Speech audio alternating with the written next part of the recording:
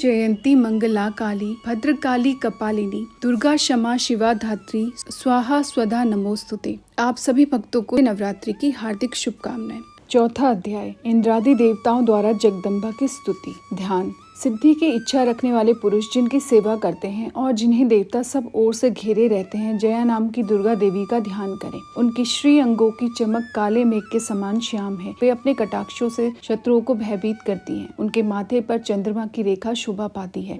वे अपने हाथों से शंख, चक्र, कृपाण और त्रिशूल धारण करती हैं। उनके 3 नेत्र हैं। वे सिंह के कंधे पर चढ़ी हुई हैं और अपने तेज से तीनों लोगों को परिपूर्ण कर रही हैं। ऋषि बोले, अत्यंत पराक्रमी दुष्टतमा महिषासुर तथा उसकी असुर सेना के देवी के हाथ से मारे जाने पर इंद्र आदि देवता प्रणाम के लिए गर्दन तथा कंधे झुकाकर उन भगवती दुर्गा की उत्तम वचनों द्वारा स्तुति करने लगे। उस समय उनके अंगों में अत्यंत हर्ष के कारण रोमांच हो आया था। देवता बोले, संपूर्ण देवताओं की शक्ति का समुदाय है जिनका स्वरूप है तथा जो देवी शक्ति से संपूर्ण जगत में व्यापक है, समस्त देवताओं और महर्षियों की पूजनीय उन जगदम्बा को हम भक्ति पूर्वक नमस्कार करते हैं। वे हम लोगों का कल्याण करें। जिनके अनुपम प्रभाव और शक्ति का वर्णन करने की भावना शेषनाग, ब्रह्मा जी तथा महादेव जी भी सामर्थ्य नहीं रखते, वे भगवती चंडिका संपूर्ण जगत का पालन और अशुभ भय का नाश करने का विचार करें। जो पुण्यात्माओं के घरों में स्वयं ही लक्ष्मी रूप से, पापियों के यहाँ दरिद्रता रूप से, विशुद्ध अंतःकरण वाले पुरुषों के हृदय में लज्जा रूप से निवास करती हैं,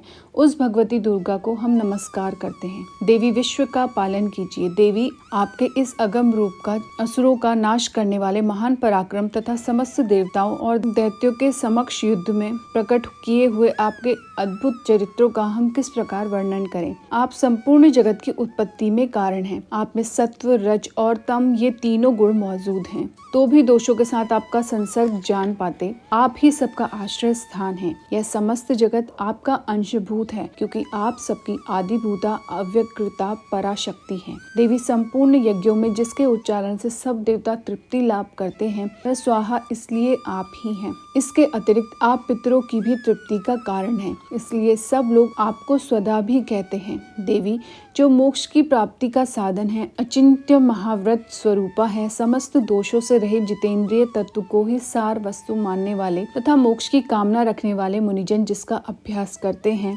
वह भक्ति परा विद्या आप ही हैं। आप शब्द स्वरूपा हैं। अत्यंत निर्मल ऋग्वेद, यजुर्वेद तथा उद्गीत के मनोहर पदों के पाठ से युक्त सामवेद का भी आधार आप ही हैं। आप देवी त्रयी और भगवती हैं। इस विश्व की उत्पत्ति एवं पालन के लिए आप ही वार्ता के रूप में प्रकट हुई हैं। आप संपूर्ण जगत की घोर पीड़ा का विनाश करने वाली हैं। देवी, जिससे समस्त शास्त्रों के सार का ज्ञान होता है, वह मेधा शक्ति आप ही हैं। दुर्गम भवसागर से उतारने वाली नौका रूपी दुर्गा देवी भी आप ही हैं। आप आसक्ति अशून्य हैं। कैटभ के शत्रु भगवान विष्णु के वक्ष स्थल में एकमात्र निवास करने वाली भगवती लक्ष्मी तथा चंद्रशेखर द्वारा सम्मानित गौरी देवी भी आप ही हैं। आपका मुख मंद मुस्कान से सुशोभित निर्मल पूर्ण चंद्रमा के बिंब का अनुकरण करने वाला और उत्तम स्वर्ण की मनोहर कांति से कमनीय है। तो उसे भी देखकर महिषासुर को क्रोध हुआ और सहसा उसने उस पर प्रहार किया। यह बड़े आश्चर्य की बात है, क्योंकि क्रोध पूरित यमराज को देखकर भला कौन जीवित रह सकता है। देवी, आप प्रसन्न हो। परमात्मा स्वरूपा, आपके प्रसन्न होने पर जगत का अभ्युदय होता है और क्रोध में भर जाने पर आप तत्काल ही कितने कुलों का सर्वनाश कर डालती हैं। यह बात अभी अनुभव में आई है, क्योंकि महिषासुर की यह विशाल सेना क्षण भर में आपके क्रोध से नष्ट हो गई है। सदा अभ्युदय प्रदान करने वाली आप जिन पर प्रसन्न रहती हैं, वे ही देश में सम्मानित हैं।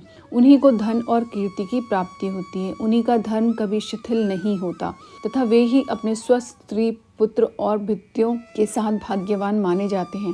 देवी, आपकी ही कृपा से पुण्यात्मा पुरुष प्रतिदिन अत्यंत श्रद्धा पूर्वक सदा सब प्रकार के धर्मानुकूल कर्म करता है और उसके प्रभाव से स्वर्ग लोक में जाता है। इसलिए आप तीनों लोकों में निश्चय अभिष्ट फल देने वाली हैं। माँ दुर्गे, आप स्मरण करने पर सब प्राणियों का भय हर लेती हैं और स्वस्थ पुरुषों द्वारा चिंतन करने पर उन्हें परम कल्याणकारक बुद्धि प्रदान करती है।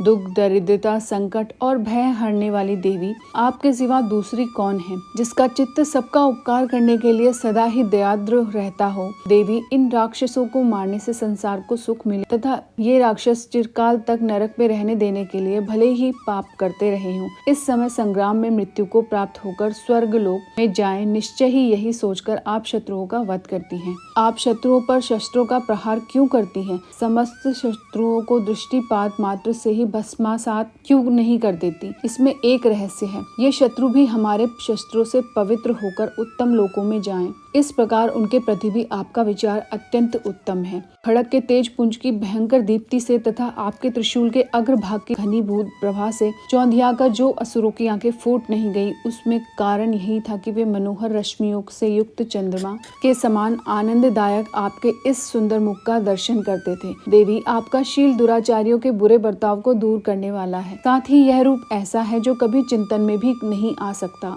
और जिसकी कभी दूसरों से तुलना नहीं हो सकती, तथा आपका बल और पराक्रम तो उन असुरों का भी नाश करने वाला है जो कभी देवताओं के पराक्रम को भी नष्ट कर चुके थे। इस प्रकार आपने शत्रुओं पर भी अपनी दया ही प्रकट की है। वरदायिनी देवी, आपके इस पराक्रम की किसके साथ तुलना हो सकती है, तथा शत्रुओं को त्रस्त करने वाला एवं अत्यंत मनोहर ऐसा रूप भी आपके सिवा और कहाँ है। हृदय में कृपा और युद्ध में निष्ठुरता, ये दोनों बातें तीनों लोगों के भीतर केवल आप ही में देखी गई है। हे माता, आपने शत्रुओं का नाश करके त्रिलोकी की रक्षा की है। उन शत्रुओं को भी रणस्थली में मारकर स्वर्गलोक में पहुंचाया है तथा उन्मत्त दैत्यों से प्राप्त होने वाले हम लोगों के भय को दूर किया है। आपको हमारा नमस्कार है। देवी, आप शूल से हमारी रक्षा करें, जगद्धार्थ खड़ग से हमारी रक्षा करें तथा घंटा की ध्वनि और धनुष की टंकार से भी आप हम लोगों की रक्षा करें। चंडिके, पूर्व, पश्चिम और दक्षिण दिशा में आप हमारी रक्षा करें तथा हे ईश्वरी, अपने त्रिशूल को घुमाकर आप तम दिशा में भी हमारी रक्षा करें। तीनों लोगों में आपके जो परम सुंदर एवं अत्यंत भयंकर रूप विचरते रहते हैं, उनके द्वारा भी आप हमारी तथा इस पृथ्वी की रक्षा करें। अंबिके, आपके कर कमलों में शोभा पाने वाले खड़ग, शूल और गदा आदि जो अस्त्र हों, उन सब के द्वारा आप सब ओर से हम लोगों की रक्षा करें। ऋषि बोले, इस प्रकार देवताओं ने जगदम्बा दुर्गा की स्तुति की और नंदन वन के दिव्य पुष्पों एवं गंध चंदन आदि के द्वारा उनका पूजन किया। वे सबने मिलकर जब भक्ति पूर्वक दिव्य धूपों की सुगंध निवेदन की, तब देवी ने प्रसन्न वदन होकर प्रणाम करते हुए सब देवताओं से कहा। देवी बोली, देवताओं, तुम सब लोग मुझसे जिस बात की कामना करते हो उसे मांगो। देवता बोले, भगवती ने हमारी सब इच्छाएं पूर्ण कर दी, अब कुछ भी बाकी नहीं है, क्योंकि हमारा शत्रु महिषासुर मारा गया। महेश्वरी, इतने पर भी आप हमें और वर देना चाहती हैं, तो जब जब आपका स्मरण करें तब तक आप दर्शन देकर हम लोगों के महान संकट निवारण कर दिया करें तथा प्रफुल्ल वर्धन अंबिके, जो मनुष्य इन स्त्रोतों द्वारा आपकी स्तुति करे, उसे धन, संपत्ति और ऐश्वर्य देने के साथ ही उसकी धन और स्त्री आदि संपत्ति को भी बढ़ाने के लिए आप सदा ही प्रसन्न रहें।